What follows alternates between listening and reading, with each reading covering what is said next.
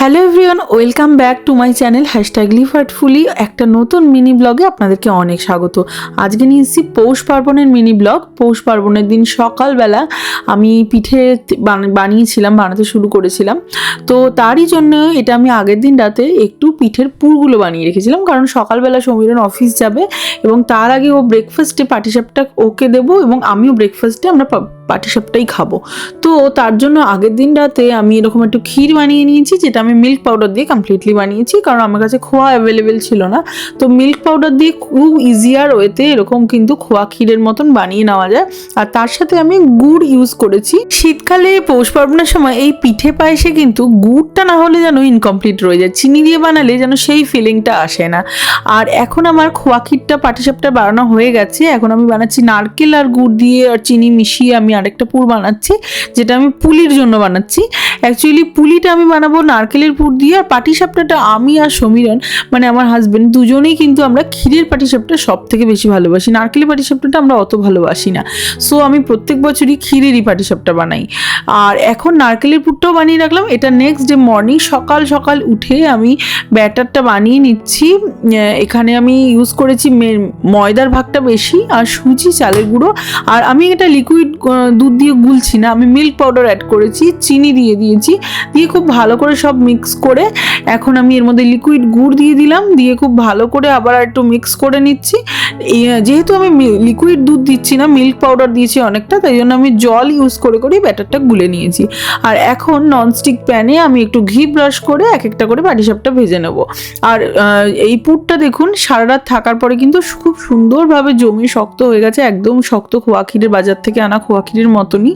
সেটাকে আমি এরকম পাশবালিশের মতন শেপ দিয়ে লম্বা লম্বা করে পাটিসাপটা বানিয়ে নিচ্ছি। পিঠে পায়েস নর্মালি সবাই ঠান্ডা পছন্দ করে, কিন্তু সমীরণ কিন্তু ঠান্ডার সাথে সাথে গরম একদম পাটিসাপটাও খুব পছন্দ করে। মানে ও ওটাকে বলে অনলাইন পাটিসাপটা, মানে একদম ভাজা হবে আর দেওয়া হবে। তো ওকে সকাল সকাল দুটো পাটিসাপটা দিয়ে দিলাম, ওকে অফিসও চলে গেছে। তারপরে আমি আমার জন্য দুটো বানিয়ে নিয়ে সকালের চাটাও নিয়েও বসে পড়েছি। নিজের জন্য এখন 15 মিনিট সময় বার করে একটু চা পাটিসাপটা দিয়ে ব্রেকফাস্ট সেরে আবার চলে এসেছি কিচেনে। বাকি পাটিসাপটাগুলো ভেজে নেব। আমার ছেলে এখনও ঘুমোচ্ছে, ও সকালে দুধ খাইয়ে দিয়েছি একবার ঘুমের মধ্যেই। তো ততক্ষণেও যতক্ষণ ঘুমবে ততক্ষণে আমি এই পাটিসাপটাগুলো ভেজে নেব আর ওর লাঞ্চটাও বানিয়ে ফেলবো পাশাপাশি। আর এখন আমার অলমোস্ট সব পাটিসাপটা হয়ে এসছে, লাস্ট একটু বাকি আছে। আর এখন বাইরে খুব ভালো করে আলোও বেরিয়ে গেছে, বেশ মানে সকাল ভালো করে হয়ে গেছে। এখন যেহেতু এখানে শীতকাল, একটু সকালটা দেরিতে হয়, অন্ধকার থাকে অনেকটা বেলা অবধি। আপনারা কিন্তু জানাতেই পারেন আমাকে আপনারা কিসের পাটিসাপটা ভালোবাসেন এবং কি আপনারা কি কি বানালেন পৌষ সংক্রান্তিতে। আর আমি এখানে রাত্রেবেলা ডিনারের জন্য আজকে ভেবেছি, যেহেতু পৌষ সংক্রান্তি একটু অন্যরকম ডিনার করব, পিঠে টাইপেরই, কিন্তু এটা হলো সরু চাকলিও টাইপ অফ পিঠে বলা যেতে পারে। তার জন্য বিউলির ডাল আর চাল ধুয়ে আমি ভিজিয়ে রাখলাম এবেলাতেই। আর দুপুরবেলার জন্য বানিয়েছি হলো মূলো দিয়ে ছোলার ডাল আর মুগ ডাল দিয়ে খিচুড়ি, তার সাথে বাদাম ভাজা আর পাঁপড় ভাজা। এটা সমীরণ অফিসে লাঞ্চেও নিয়ে গেছে, আমিও দুপুরে খেলাম। আর যেহেতু পৌষ মাসের সাথে বাঙালির একটা মূলোর একটা ভালো সম্পর্ক আছে, যাকে বলে মানে পৌষ মাসে মূলোর মানে সব কিছু সবাই খায়, তো আমিও মূলো দিয়েই খিচুড়িটা বানিয়েছিলাম। আমাদের ভীষণ ভালো লাগে এই খিচুড়িটা। তো যাই হোক, খেয়ে টেয়ে মাঝখানে ঈশানকে স্নান করানো, খাওয়ানো, ওর সাথে একটু টাইম স্পেন্ড করা, ও আবার ঘুমিয়ে পড়েছে। সমস্ত কমপ্লিট করে আমারও লাঞ্চ হয়ে যাওয়ার পরে আমি আবার কিচেনে চলে এসেছি। বানাবো হলো যে পুলি পিঠের জন্যে আমি এখানে মেনলি সুজির পুলি পিঠে এটা বলা যেতে পারে, বাট আমি সুজির সাথে এখানে ময়দা, চালের গুঁড়ো দুটোই ইউজ করেছি। করে এটাকে একটা ডোটাকে বানানোর জন্য এটাকে একটু বয়েল করে ঢাকা দিয়ে গরমটা রেখে দিয়েছিলাম। এখন আমি খুব ভালো করে কিছুটা গরম অবস্থায় স্প্যাচুলা দিয়ে নিট করে নেবো, তারপরে একটু হাতে নিট করব, তারপরে আমি এটা দিয়ে পুলিটা বানাবো। আর পুরটা তো রেডি আছে। আর আমি স্টিমের জন্য একটা আমার ওভেনের ট্রেতে আমি ঘি ব্রাশ করে নিলাম। অ্যাকচুয়ালি আমি ভাপা পিঠেটা ওভেনে করব, ওটা ভাপাও বলা যেতে পারে, অথবা বলা যেতে পারে এটা স্টিম বেক, কিছুটা বেক হবে কিছুটা স্টিম হবে, সেভাবেই করব। তো সেটাও বেশ সুন্দর খেতে হয়, একটু ডিফারেন্ট হয়। তো ওই পুর ভরে আমি এখানে দিয়ে দিচ্ছি। আর ওয়াটার ট্যাঙ্কে জলও দিয়ে দিয়েছি, ওটা স্টিমে বসিয়ে দেবো। প্রিহিটের জন্য ওভেনটা রেডি হচ্ছে, সেই ফাঁকে আমি বাকি পুলিগুলো বানিয়ে নিই। আর ডোটাকে আমি একটা ভেজা সাদা ধুতির কাপড় দিয়ে ঢেকে দিলাম, যাতে কোনোভাবেই ওটা ড্রাই না হতে পারে, কারণ অনেকক্ষণ ধরে পুলিগুলো পরপর বানাতে বানাতে অনেক সময় হয় কি একটা সাইড বা উপরের লেয়ারটা ড্রাই হয়ে গেলে কেমন একটা শক্ত শক্ত হয়ে যায়, সেটা কিন্তু একদমই ভালো হয় না। আর এদিকে আমি ইন্ডাকশানে দুধও বসিয়ে দিয়েছি, কারণ আমি দুধ পুলি করব। দুধের মধ্যে আমি খানিকটা চিনিও অ্যাড করে দিলাম, কারণ আমি চিনিতে আর গুড়েতে মিশিয়ে করব, গুড়টা আমি শেষে অ্যাড করব, চিনিটা আগে অ্যাড করে দিলাম। আর চারই সাথে সাথে আমি কিছুটা দুধটা যতক্ষণে ফুটে একটু ঘন হবে ততক্ষণে আমি আরও কিছু পুলি বানিয়ে নেবো, কারণ আমার সব কটা বানানো হয়নি। ভাপা পিঠের ট্রেটা একদম রেডি, কিন্তু দুধ পুলিগুলো দুধ ফুটতে ফুটতে আমার হয়ে যাবে। এখানে দুধ ঘন হয়ে এসছে, এবার আমি পুলিগুলো এক এক করে ছেড়ে দেবো।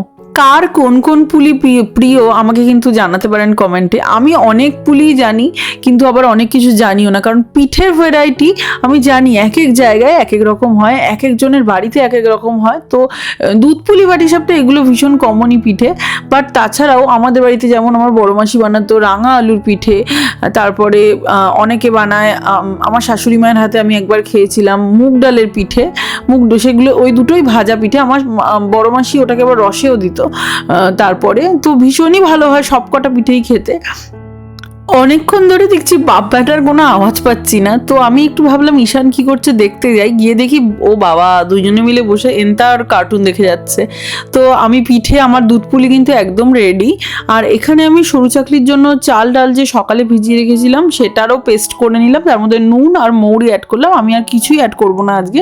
অনেক সময় এটা শুধু তরকারি দিয়ে খেলে তার মধ্যে আদা লঙ্কা জিরে এগুলোও কিন্তু পেস্টের সময় হিং অনেকে অ্যাড করে, দিয়ে অ্যাড করা যায়। বাট আমি আজকে সিম্পল একটা সাদা আলু তরকারির মতনই আলু তরকারি, লাস্টে জাস্ট একটু ধনে পাতা দিলাম।